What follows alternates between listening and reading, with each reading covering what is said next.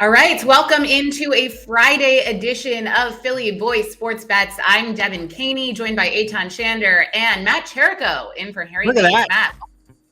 Matt, Thank you for happy having me. I'm to have excited a to new- be. Yeah, I'm excited to be instead of behind the screen. I get to come on and chat with you guys a little bit. So excited to be here. Yeah, and you've got some good plays for us. We have lots to get into on this Friday episode. Let's start, though, with the big storyline, and that is the fact that the World Series starts tonight. Wow. Philly playing game one in Houston. Houston 1.5-point favorites. Guys, do you have any plays on this one?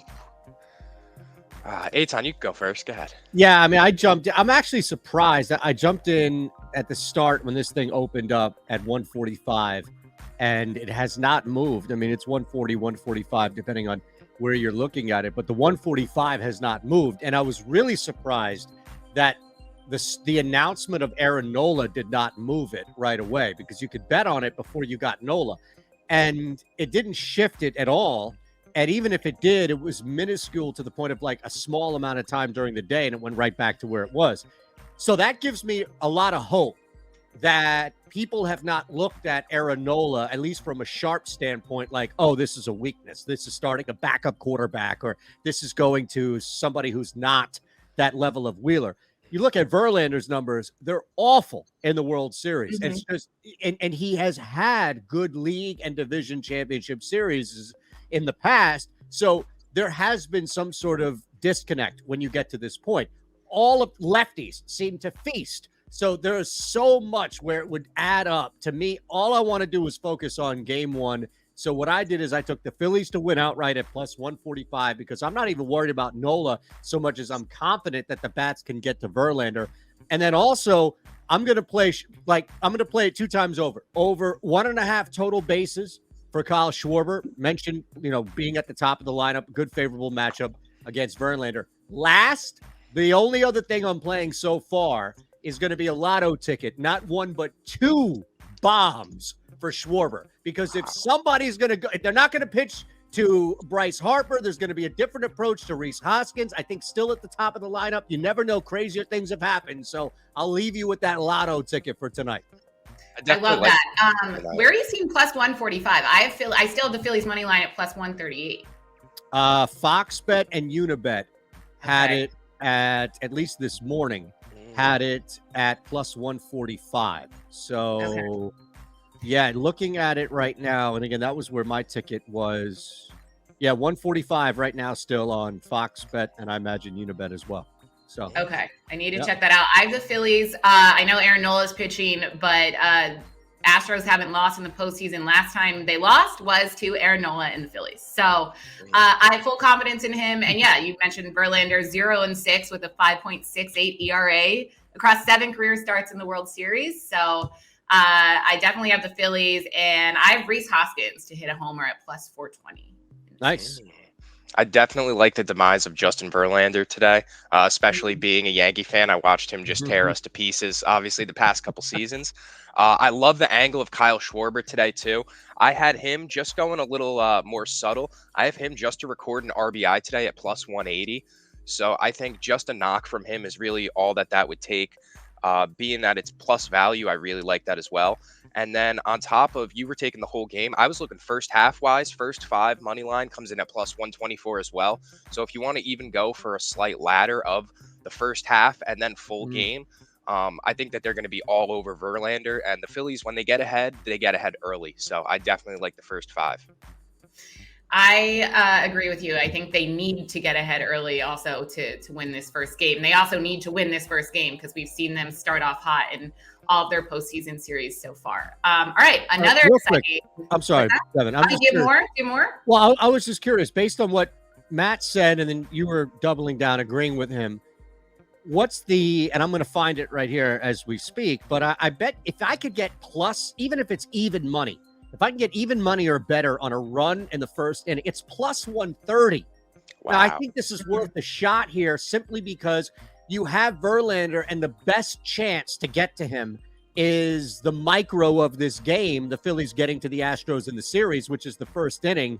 And there is a chance that Nola leaks, as we've seen in the first inning. So I think plus 130, I mean, wow, that vig is astronomical, but it might be worth it at plus 130 to take a shot. That's all. Or if you think like the Phillies defense and Aaron Nola could hold up, them to win the first inning itself is at plus 430. Oh, wow. A Is little that steep. Three-way or two-way? A little steep. This Is is there a tie in first play? inning result.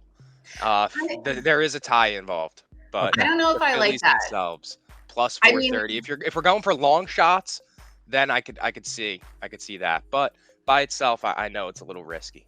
I just know the Phillies, like we've seen them get off to hotter starts, but it's usually in like the second or third inning more so than the first inning.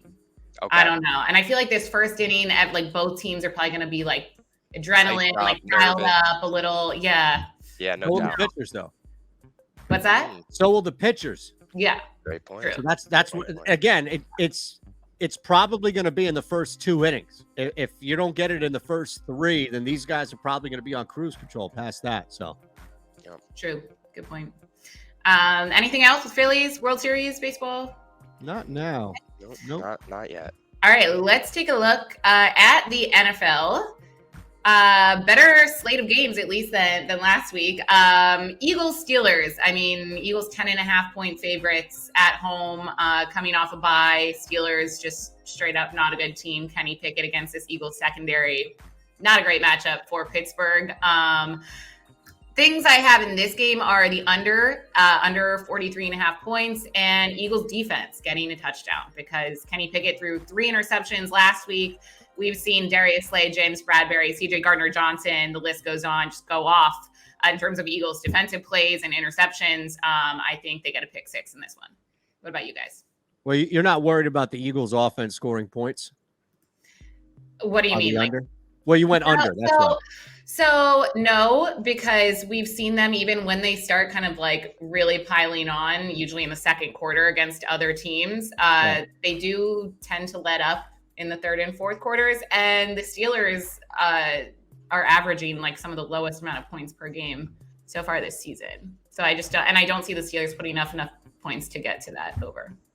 43, you said you had, right? 43 and a half. I mean, if you look at the Eagles game so far this season, they haven't really, it hasn't been like, you know, a Chiefs Bills style, like 40 plus points for both sides. It's been pretty like 20s mid-level. I don't see it hitting that over. Yeah. I mean, the reason why I asked, because you had them scoring, and I'm thinking, like, would it shock you if they scored 2 on Pickett alone? Right? Yeah. No, I wouldn't be surprised. Yeah, you could actually get plus money for 2 interceptions for Kenny Pickett right now as well at plus 120. So yeah, I like that. I have Eagles defense 1 is plus 500 right now. Yeah, that's D and special teams. No, just D. Oh, just D. Okay. Yeah, FanDuel just seems to do just defense and doesn't include the special teams touchdown. Got it. Yeah, the total is 3-3 this year for the Eagles, which is interesting. It's only at a -2.5 margin, so it's not like there's that the books have been totally overvaluing. So yeah, I mean, this is probably a sharper number than not, and it would probably make sense to go under more so than not here in this, especially with Pittsburgh, right, being that team. Yeah. Okay. I bought down. It was at 10.5, and I simply just bought down. When you start to look at teams coming off rest that are at least 4-0, right, like through the season now, they stand a really good chance of covering this spread. We got spoiled with Andy Reid, and we built this up like, but it's a pretty big trend. We just haven't seen it a lot. Like, we didn't see it with Chip Kelly, right? We didn't see it with Doug Peterson. So we just got used to seeing it with one guy. But other really good coaches who have established a good football team early in the first 6, 7, 8 weeks that have that bye, that come back and take on a team that's coming off a loss that is as bad as Pittsburgh, they usually cruise. So 10 being that final key number, I just bought down. I paid -115 at the time to lay the 10. And I don't know. Everybody's playing this in a teaser. I don't think you need it. I think the Eagles can cover a 10-point spread against Kenny Pickett and the Pittsburgh Steelers. I think the Steelers are shot after beating the Bucs, and they had a couple of big chances to beat the Dolphins, but how many picks did they drop from 2 or 3? Right? So I just think Pittsburgh, like, they won their Super Bowl and that's it now, and the Eagles are just going to kill them. Yeah. I mean, if I don't think that they'll lose, like if there's an upset or if Pittsburgh somehow covers, I think it will be entirely because the Eagles don't come fully to play because they aren't, taking this opponent seriously because the Steelers aren't a super intimidating opponent. But that's just my like pessimistic Philadelphia mindset coming. No, but you know what though, Devin, real quick, I think you're onto something where if the Giants and Cowboys aren't where they are, if the Giants and Cowboys didn't win last week, I think I don't play this game. Honestly, I don't play a 10.5 spread because of that, because I'm so concerned that Jalen Hurts and Nick Sirianni and everybody else are going to be like, we got this. Come on. Right. Yeah. But the fact that that they're 6-0 and their division is right on their ass, that was enough confidence for me. But I understand what you're saying to the point where if it wasn't that, I'm not betting this game. Does that make sense? Right. Yeah, no, total sense. And I hope that they come to play and they seem like they're a pretty driven group, but like there is a small part of me that's like, guys, like, take it seriously. This is not a practice game. Like it's a real game. So we'll see. Matt, what about you? I was going to say, especially against the Steelers, Mike Tomlin, he comes into that locker room with the any given Sunday type of mentality. So they definitely, honestly, any Sunday, the Steelers, I feel like, are a talented enough team to beat a good team. I'm going to be rolling with George Pickens over 39.5 receiving yards this week. I think that his connection with Kenny Pickett is way more prominent than anything with Deontay Johnson or Chase Claypool. So they got those practice squad reps, obviously, early in training camp, and both rookies this season. So they have that experience and they have that locker room connection. So we saw last week, he finally got his first NFL touchdown. And so I think this week they're going to continue that connection with primary focus on, Johnson and Claypool coming from Slay and others. Yep. I think George Pickens is going to find himself having a game. That's a great call, man. That really is a great call because this is now going to be the opportunity for somebody like Pickett each week to find some spacing because the Eagles are going to be so, and rightfully so, on other guys higher up on the chart. I mean, man, so Pickens, pardon me, not Pickett. Yep, George Pickens. Yeah. Well, a little Pickett to Pickens connection there. Yeah, but look, maybe it's the Gettysburgian in me, right? Because I went to Gettysburg College here. But is anybody really going to put money on a guy named Pickett in any type of fight with Pennsylvania? Right? I mean, it was like the most infant. Pickett lost the Civil War, and you want to put money on this guy? I'm sorry out there. I can't do it.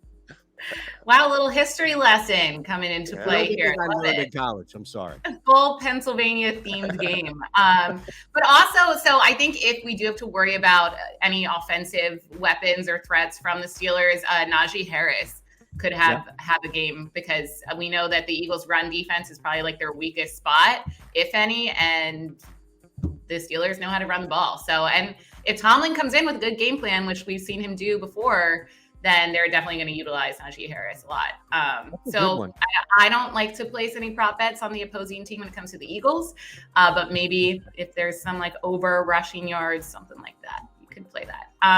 Any other NFL plays you guys are looking at? Yeah, I think that, well, real quick, before we get out of the Eagles game, the other two that I would throw out there, first is, and these are small number, like small markets, and I think you can take advantage of it. Miles Sanders is probably going to be minus 120, minus 115. That's fine. Under 9.5 receiving yards, basically one swing pass, if he even gets targeted in a game that they probably won't need to pass to him. So you're pretty much looking at one grab for like 5 yards max, and that's it. So I like sliding in under that. And the other one is, it's a total boom or bust, but I still think the number is okay. Under 11.5 receiving yards for Quez Watkins because of the rotation back end now, because you have Devontae, you've got AJ, you've got Dallas Goedert, and then you've got guys rotating. I mean, you'll see Pascal, right? So I think for a guy who was targeted once and then that's it, in 3 of his last 4 games, only 1 catch, which was at the line. And that's another one. He's getting these wide receiver screens at the line of scrimmage. So he could be targeted 1 time for a 0 net because he got tackled at the line of scrimmage. So under 11.5 for Quez Watkins is one I'm going to jump on as well. Oh, I like that. I definitely like that. Matt, any other Eagles plays for you or anything? Not for the Eagles, but I was looking at another Birds team right now. The Arizona Cardinals against the Minnesota Vikings, a little bit of a look ahead. The Vikings are no. The Vikings are falling under the radar as a 5-1 team. They're Yeah. coming off a bye, but nobody's really mentioning them as one of the top teams in the NFL. Although they have Justin Jefferson, Adam Thielen, Dalvin Cook, and this game specifically not prime time, so we don't have to worry about Kirk Cousins. They're coming in at -184 against a Cardinals team who has been absolutely atrocious this season. So even if you want to take them on the spread, -3.5, I'm comfortable that the Vikings are going to come in and really, I mean, their offense is just too explosive for anything the Cardinals have on defense. That's not bad, man. I actually cut that in half. Arizona's 1-6 against the spread in the first half this year. So I laid 2.5 first half for Minnesota. This is going to be a higher scoring game. I'm with you. I think Arizona's got a false sense of confidence because they had a really good individual matchup last week against Andy Dalton. But I'm with you, man. I like Minnesota, and I loved them in the first half. But I might have to tail you now in this full gameplay here. All right, we're riding with Kirk. Yeah, I mean, I think it's funny that most people, not just in Philadelphia, still think of that Eagles loss when it comes to the Vikings. But then you look at their record and the way that they've been playing lately, and people do seem to not talk about them enough. Are we looking at the Bears-Cowboys game at all? Because I am intrigued after the Bears' performance last week. I'm happy for them. They shocked everyone. And look, I hate the Cowboys. I'd love for them to win. I don't know if that's going to happen, but I'm definitely going to be paying attention to this game. I think I like the under. Potential upset by the Bears. I'd love to see it. I don't know if I'm putting money on it, though. So I have the Giants. I have the Cowboys, the Falcons, who were at 6.5 at one point. They've dipped significantly, which again I don't get. But I have the Cowboys, the Falcons, the Giants, and the Jets, all in a 6.5 point teaser. So I'm invested in Dallas, but I have them at -3.5. And there is something in the back of my mind that's like, this bet is going to lose. Like, everybody who teased Dallas to get to like 4 or 3.5 in that case is going to be screwed. And here comes Dallas winning by like a last second field goal to bust everybody who didn't take the Bears. So yeah, I'm like, now I'm nervous. I liked it initially, but now I'm nervous that I'm on Dallas. I don't know.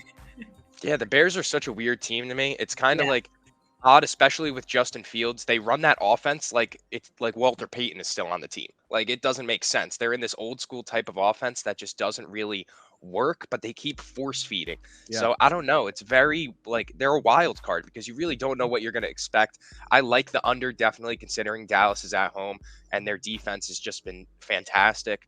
So I think if there was one pick in that game, I'm going to ride with the under. But as Eitan was saying, I love the Jets too this week. Love the Jets against the Patriots. Me too. I have them money line, even money when it opened up. I'm with you, bro. I love the Jets too. Patriots, they're cooked. Body language, you can see it.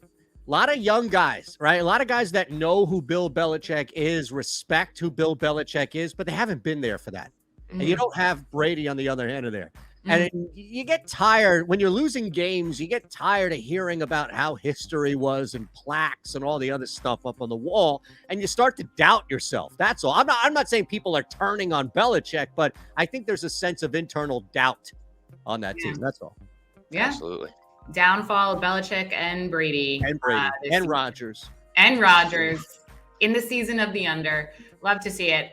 Okay, before we go, any other plays, NBA, any other sports that we haven't touched on? Go ahead. You want to touch on some NBA? I was looking right now.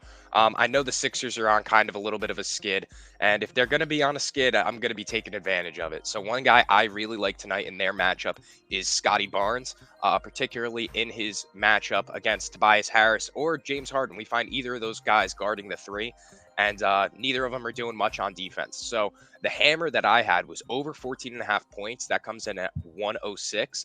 And then I really like the player performance doubles as well on FanDuel. And you could get Scotty Barnes 15 plus and Toronto to win, being that they are at the Air Canada Center at home, for plus 255. I like that. I think Barnes is a great target. A lot of people, you know how public works. Pascal Siakam could not miss from 3 last game, so everybody's going to pile up on there. There's another guy that I was focusing on here tonight, but I'm with you. I think that there's a really good opportunity, especially matchup-wise, for Scotty Barnes to do something. And again, if you like Toronto to win.